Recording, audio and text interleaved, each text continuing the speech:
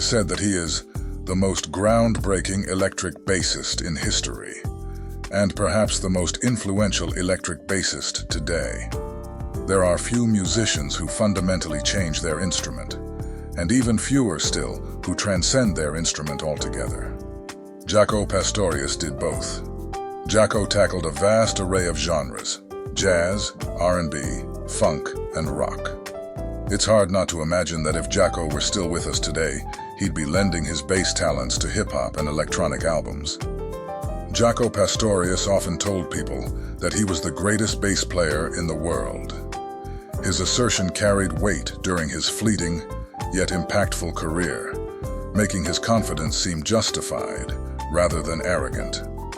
Pastorius, who sadly passed at 35 in 1987, stood as a unique luminary in the jazz realm.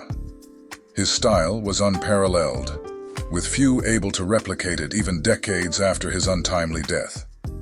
Motivated solely by his passion to craft the music he envisioned, Jaco transcended his humble beginnings as a financially struggling and obscure boy from Florida, emerging as an international sensation, all achieved without any formal musical education. Most jazz bassists played the upright bass.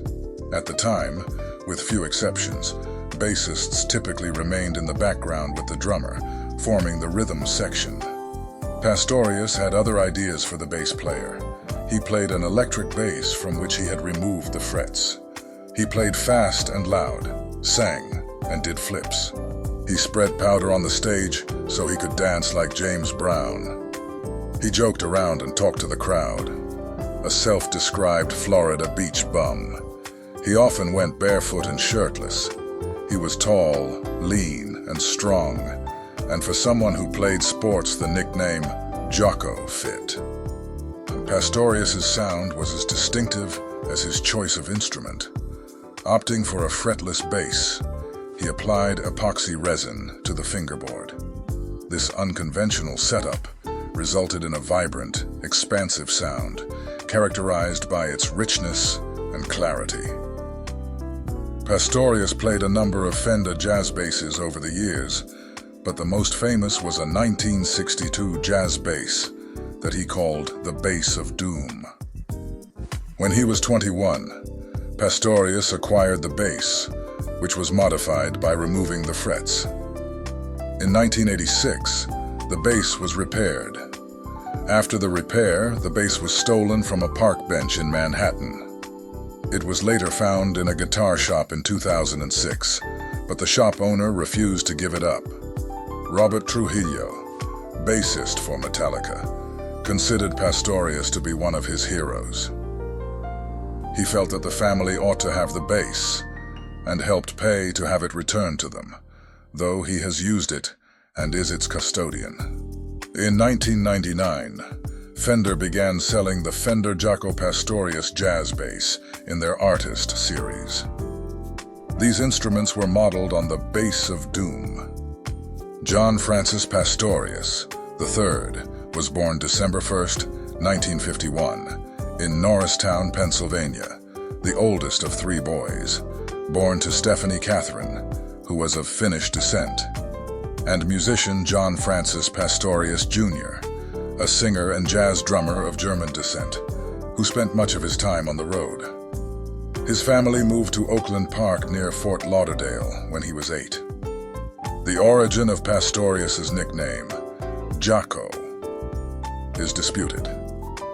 It is believed that the nickname was partially influenced by his love for sports, as well as the umpire, Jaco Conlon. Jaco followed in his father's footsteps as a drummer until a wrist injury playing football made drumming impossible, so he started playing the bass. And by age 17, Pastorius began appreciating jazz and had saved enough money to buy an upright bass.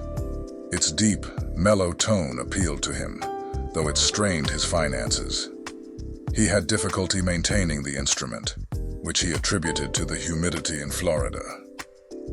When he woke one day to find it had cracked, he traded it for a 1962 Fender jazz bass. In the early 1970s, Pastorius taught bass at the University of Miami, where he befriended jazz guitarist Pat Metheny.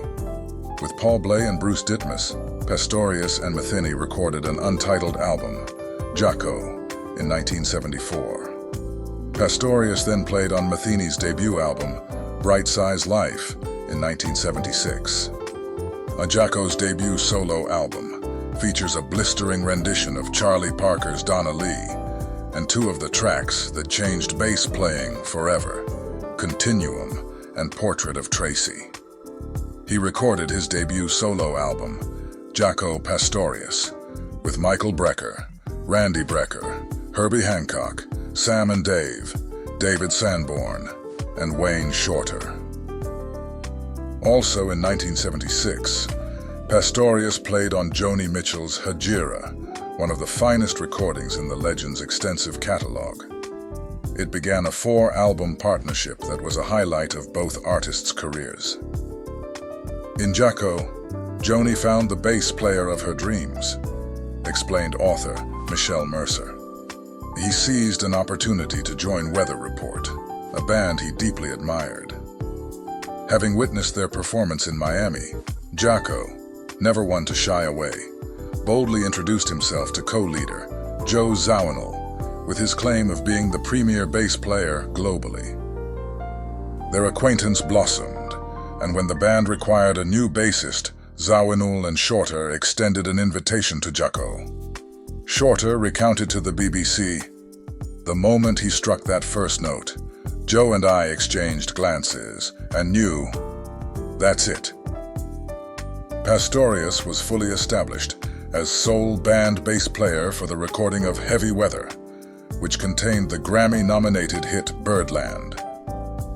Jaco infused Weather Report's sound with a unique blend of power and agility, creating music that was both robust and danceable. Mercer, author of Footprints, The Life and Work of Wayne Shorter, noted that Jaco's magnetic charisma and dynamic stage presence undoubtedly influenced Weather Report. However, it was his innovative departure from conventional bass roles that truly impressed Wayne and Joe. Weather Report's knack for incorporating soul and Latin elements into their jazz fusion provided an ideal canvas for Pastorius's talents. He composed signature tunes for the band, such as Teen Town and River People, solidifying his integral role within the group. During his time with Weather Report, Pastorius began abusing alcohol and illegal drugs, which exacerbated existing mental problems and led to erratic behavior. He left Weather Report in 1982 because of clashes with tour commitments for his other projects. On his own again, Pastorius seemed to land on his feet with a new recording deal and a band of his own. The group recorded his second solo album, Word of Mouth. Pastorius toured with his 21-piece big band, and while in Japan, other demons began to possess the great bassist. He shaved his head, painted his face black, and threw his bass guitar into Hiroshima Bay. And he was diagnosed with bipolar disorder in late 1982 after the tour. Pastorius had shown signs of bipolar disorder before his diagnosis, but these signs were dismissed by Pastorius himself as a normal part of his freewheeling personality. As alcohol and drug problems dominated his life, he had trouble finding work and wound up becoming homeless. Bill Milkowski, author of Jaco, The Extraordinary and Tragic Life of Jaco Pastorius, told the BBC that Jaco was evicted after filling his Greenwich Village apartment with water in an attempt to turn it into a swimming pool. Homeless, Pastorius often slept in Washington Square Park, and sometimes showed up for gigs without his instrument. On September 11, 1987, Pastorius snuck on stage at a Santana concert in Sunrise, Florida. After being ejected from the premises, he made his way to the Midnight Bottle Club. After reportedly kicking in a glass door, having been refused entrance to the club, he became involved in a violent confrontation with a club employee. Pastorius was hospitalized for multiple facial fractures and injuries to his right eye and left arm, and fell into a coma. A brain hemorrhage, a few days later, led to brain death. He was taken off life support and died on September 21, 1987, at the age of 35, in Fort Lauderdale. His funeral was held at St. Clement's Catholic Church in Wilton Manors, Florida. He was buried at Queen of Heaven Cemetery in North Lauderdale, Florida. The club employee faced a charge of second-degree murder. He pleaded guilty to manslaughter and was sentenced to 22 months in prison. After serving 4 months, he was paroled for good behavior. This is Alexander from One Track Jazz. Thanks for listening, and don't forget to like and subscribe.